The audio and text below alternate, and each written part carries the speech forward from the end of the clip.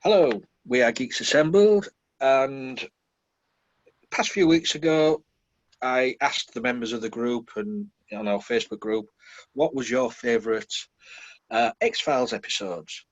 And two words kept coming up time and time again: Squeeze and Tooms. So what I've decided to do is those two episodes in one cast, because really it's a sequel to the first episode. So we are talking, of course, Squeeze and Tooms from 1993 and 1994, season 1 of the X-Files. So I'll go around these guys with their opening thoughts of these episodes, and of course the character Tooms. See what they think of them. Susan, your opening thoughts, please. Well, the truth is out there. It definitely is. It definitely is. Behind you. Behind you. It's behind you. If Mulder is spooky, then that's a good thing. Best to have a stakeout that actually stakes out. I enjoyed both episodes a lot. I have never really sat down and watched them. Watched random ones ever so often. These two were great. Tooms was this story about this alien goo that this guy is leaking once he's shot, and then their story of discovering what that is. And then Squeeze is the story of this man who can contort his body and reach out. That's Tooms.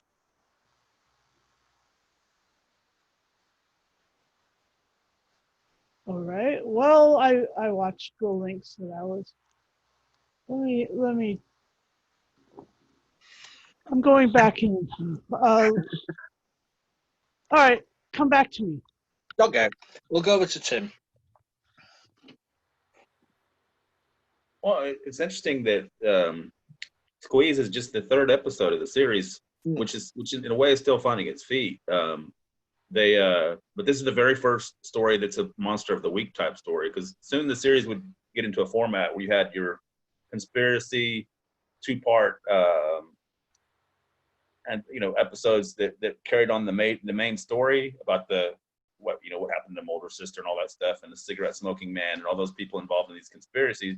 Those ended up being like the beginning of a series and the middle of a series and the end of a series, and then in between you'd have these like random Monster of the Week type stories. So this one is the very first one of those, Squeeze.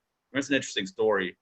It holds up pretty good for being as old as it is, and it must have been very popular at the time because they immediately called for a sequel, which showed up toward the end of that same series. Keep in mind, this is back in the day when television series lasted a long time, 24, 25 episodes a year for American TV series. And it was very much, you can't even fathom them doing that today, because now we live in a world of streaming where everything's just a lot much shorter. You get short series of 10 to 12 episodes, maybe 8. You never know. I mean, it's the English format, basically, that the whole world has adopted for streaming. And it gives them a lot more time to develop a better story. I think on many occasions, these kind of stories, these poor actors working like 14-hour days in Canada, doubling for other cities because it's cheaper to shoot there. Which, by the way, the McGann movie was shot there for that very reason. But it was a very good show, though. It was very, very welcome at that time, because I think there wasn't a lot of good TV before that in the 80s, and I think this came along and became part of a bigger thing throughout the whole 90s and into the 2000s. It probably went on for a couple of years too long, but anyway, these particular episodes are pretty good. I hadn't seen them in years, like at least like maybe 15 years, but for the most part, they hold up pretty well as your unusual monster, and the relationship between Mulder and Scully It's very good right from the get-go. They got two really good actors who were pretty much unknowns at the time. Now, of course, they're very famous, but you can see the thing growing there. This show got better as it went on, and you can see that by the second half. Although I do like the first episode better, but the second one, Tooms, almost picks up where it left off as far as he's concerned. I mean, so it's almost like watching a part two, even though it's really just a sequel. But they're both pretty good episodes, and I think that this show would go from strength to strength for at least the next 3 or 4 seasons. Thank you, Tim. Craig and David, what's your opening thoughts on Squeeze and Tooms? I mean, I love the X-Files. I've seen it all. I watched them at the time and recorded them on VHS when it was on telly. Yeah, I mean, this is, even if in the first series for a mutant serial killer, I mean, it's like a whole new take on absolutely serial killer yeah storyline where he has to hibernate in a cocoon and for 30 years or something like that, and to even like envisage like him to take out the livers with the fingers and that, like it must have been a hard thing to get on the screen, but you know what, they did it really well. Yeah, and tastefully. If there's such a thing, tastefully. I was thinking, Jeepers Creepers. Yeah.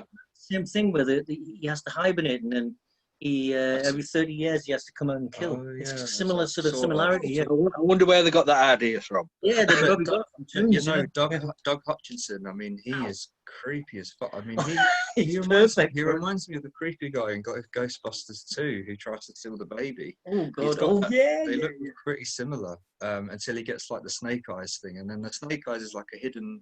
Yeah. You sense like he's like an alien reptile type of Ooh, creature, and then It's really great. strange. It's fantastic. But, And this is the first episode. No, it's not. One of them that I think Tooms is the one where you first meet. Is it Mitch Pileggi? I think that's The was big, that right, the Lee? big boss. I Yeah. think it was Yeah, and I think and the then cigarette smoking man too. man's there, The and smoking man, then yeah. you got this whole subtext going on with Yeah. this whole subplot there. So yeah, it's great. That's my own thoughts. Chris Carter is a bit of a genius, I think, but he's this whole thing, like this reptilian thing, and at the time, David Icke was starting to come to prominence, so there was a lot of sort of like unsolved mysteries. There was even a show, I remember, you guys are too young, but it's probably, I remember back in I think that was like late 70s. It was it was the early 80s. Was a reverend. He was like a vicar, and he used to go around in a motorbike investigating. Oh, I can't remember his name. Do you know what he I'm was talking really about? Yeah. cool. He did a Channel 4 series. Yeah. Or What was it called? BBC Two. It was on in the 90s. Yeah. They were quite strange. I think wasn't at it? the time when this was out, there was like a big interest surge in it, and then in- 40 and Times was pretty popular back then as well. Yeah, 14 times. That's right. Magazine. And, The supernatural sort of like took on a new coat of paint, like, didn't it? Suddenly, it's funny. I saw something the other day about said Sci-Fi is dead. I thought, what the fucking hell are they talking about? Chris Carter was heavily influenced by that show from the mid '70s, The Night Stalker, that on the US. I think it's just 2 movies, right? Two short movies or something. Yeah. 2 movies and a TV series. Oh, okay. Yeah. So, but the character Tooms is he's the guy who played, the actor. Sorry, I've forgotten his name, but he's just so creepy, but in a controlled creepiness. It's like he doesn't allow it to spill over. Maybe that's the secret of acting. I'm not an actor, but it's just containing something, like, and reeling it out slowly. Sinister. Thank you, both of you there. Should we go back to Susan? We got a bit of confusion earlier, but back to Susan. I apparently watched one called the Erlenmeyer Flask, which was the last, and that was What's that? that was what came through.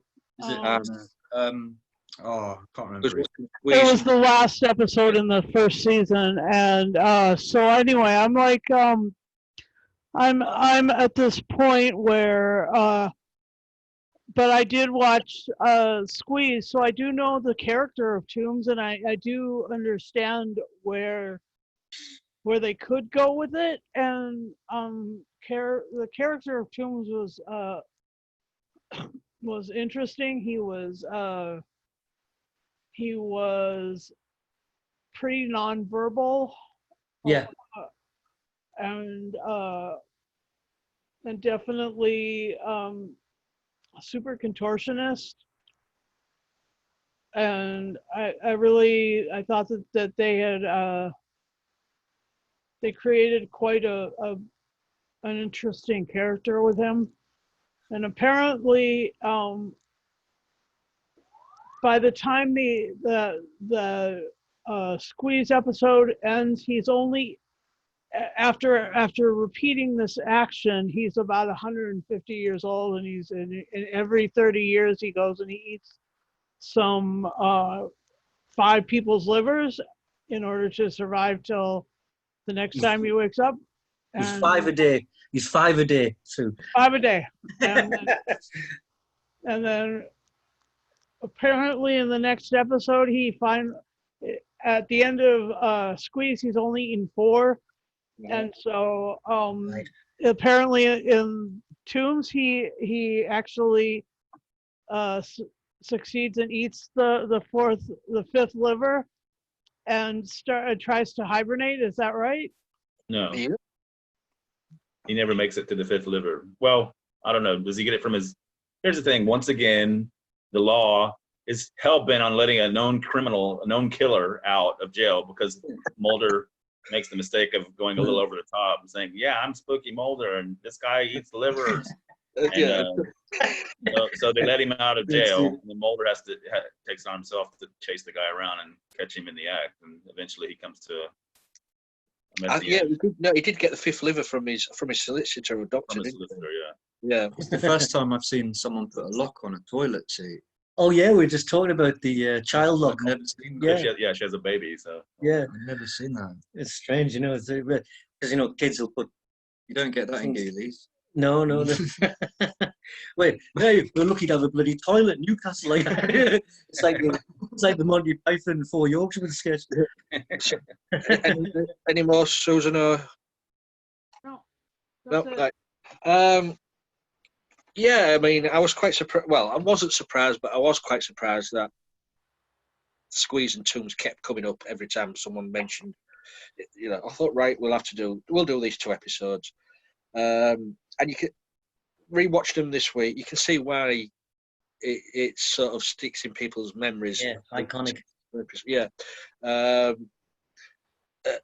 where he can elongate and contort his body. Yeah. I'm being a bit geeky here now, but surely he should have been doing all that naked. Yeah. Because his clothes have all ripped. well, I think in the final scene of the 2nd episode, he is. I mean, Well, right. he's hibernating in the 2nd episode, isn't he? Yeah. I was watching it, I'm thinking, surely your shirt will have ripped going through that window. And Yeah. that's the sort of things I think of when I'm watching it.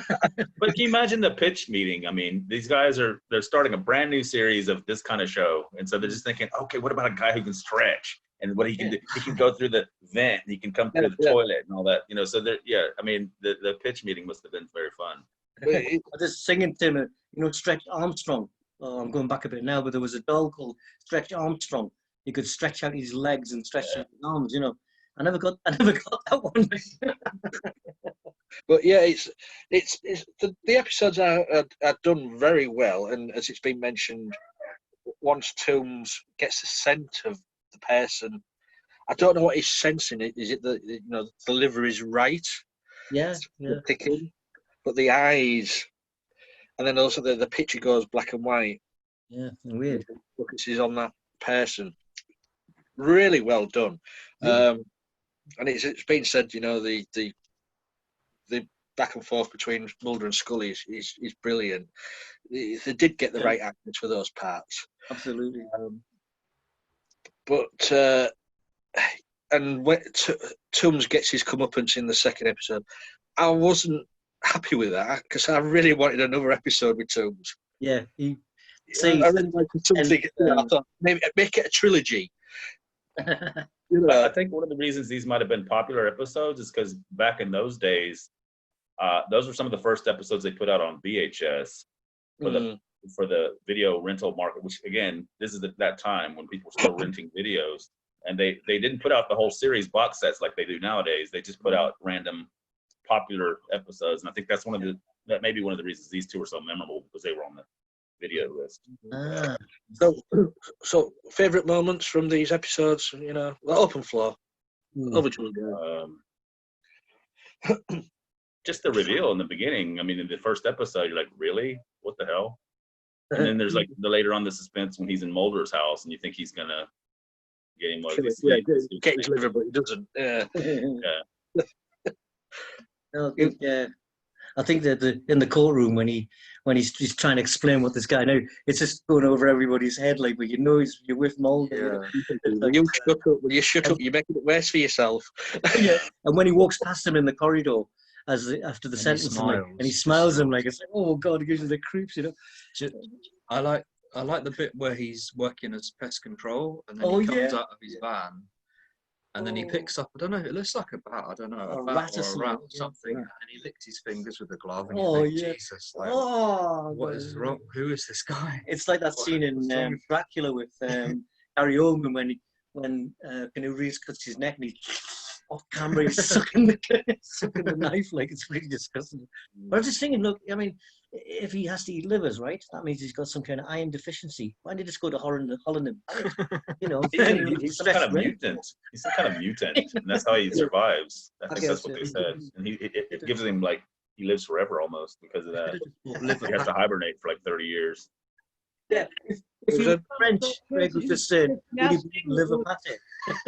His nesting was really interesting. His nesting was really cool. Like the way he was dealing with the newspaper and building it up. Yeah. Wow. That was under the escalators, right? That's right, because that's where they discovered the body, isn't it? Yeah. Because I think the writer was inspired a bit more when he was watching people pick from the escalators there, and that's where he got inspiration. Right, okay. Interesting, really, really you have interesting. to give them credit. They were pushing the envelope for TV. I mean, because it's pretty disturbing. I mean, I tell you why it became iconic. Yeah. I mean, the even more iconic series was Millennium, with what Chris Carter did. Oh yeah, that was years later though too. That was, we'll have to do that at some point. But but the second episode, Tooms, where they discover the body in the cement. Yeah. We never found out who that person was. There was a sort of a photo, but it wasn't said who it was. But how did they know to dig in that certain? Wasn't it because they found a liver?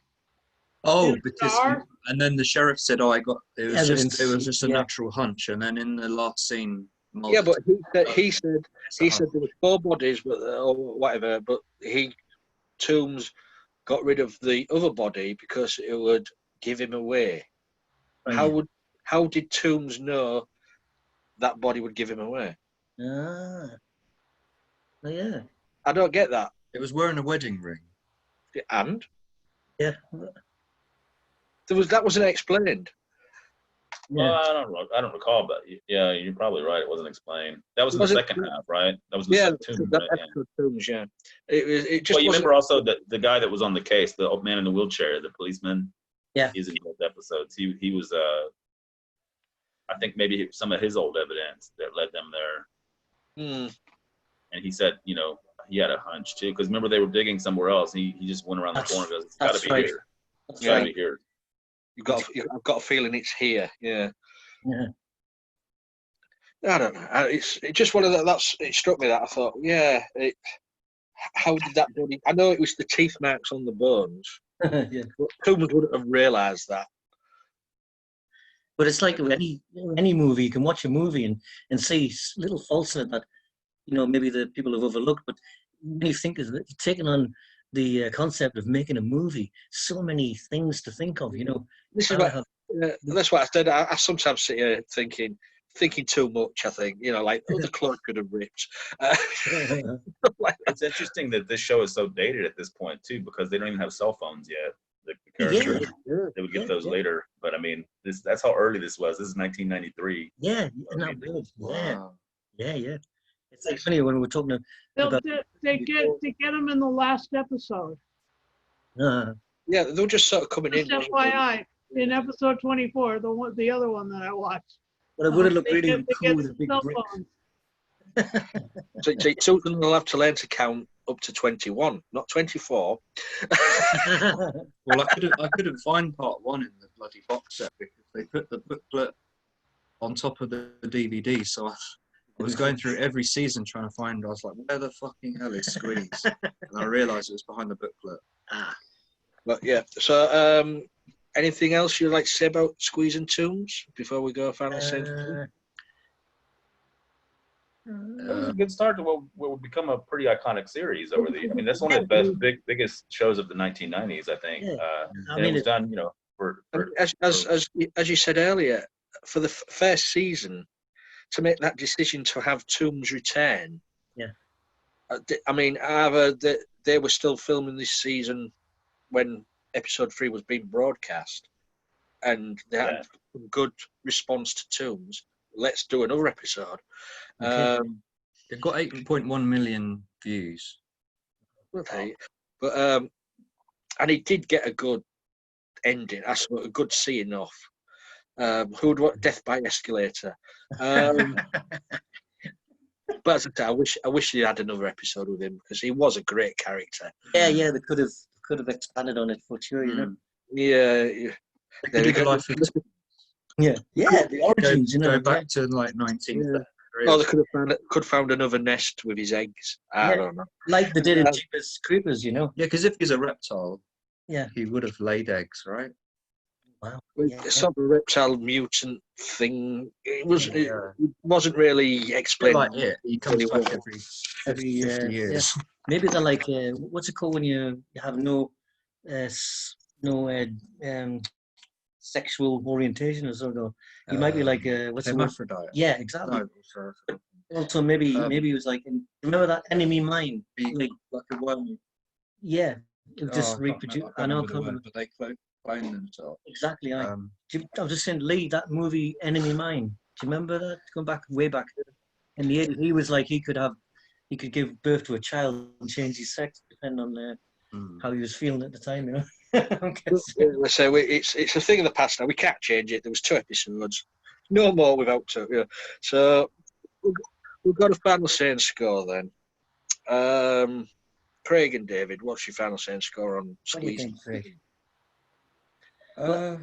Well, I mean, just because it was so iconic and so different at the time, the music was great, Oh yeah, Max Snow, yeah. Yeah, all the backdrop, the photograph of the UFO, the contorted face, everything about it was just like straight away you knew you were going into another world here, And I think it definitely a 9. It's a great sort of. Yeah, I think so. Yeah. All right. Okay. Tim.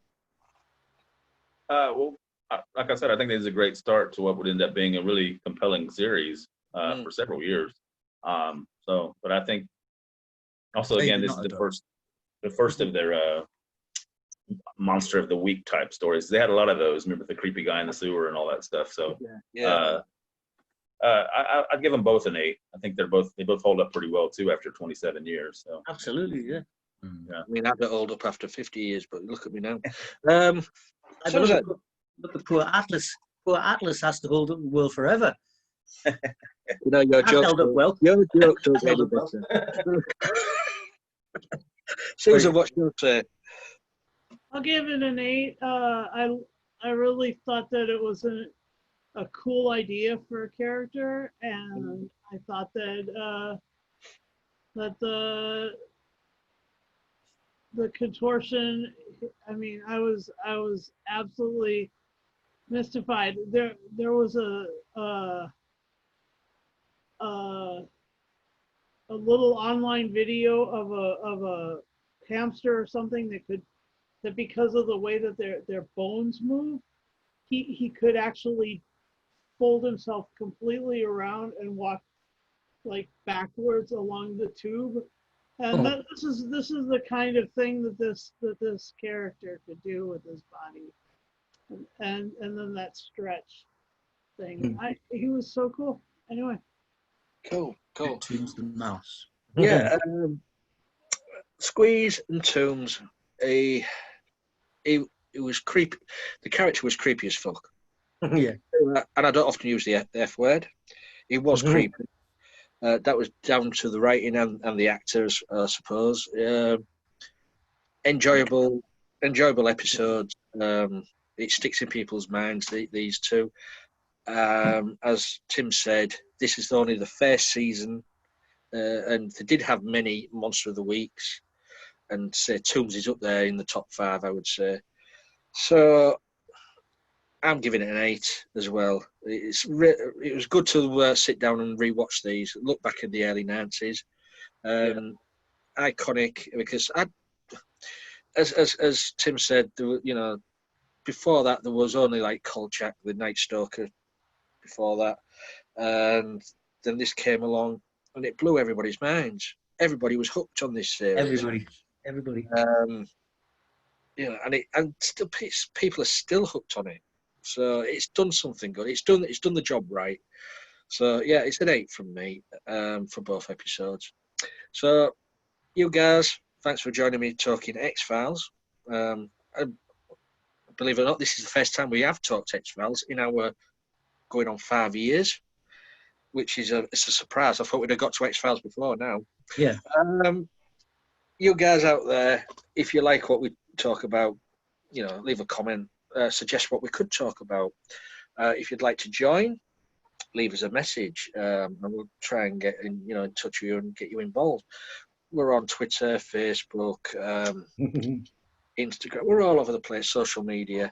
So on YouTube, if you like our videos, subscribe, and also ding the bell, and you'll get notifications of when we put videos up. It's usually maybe twice a week we put video up. So until next time, just remember, guys, the truth is out there, and we all want to believe. Bye for now. Hey, bye.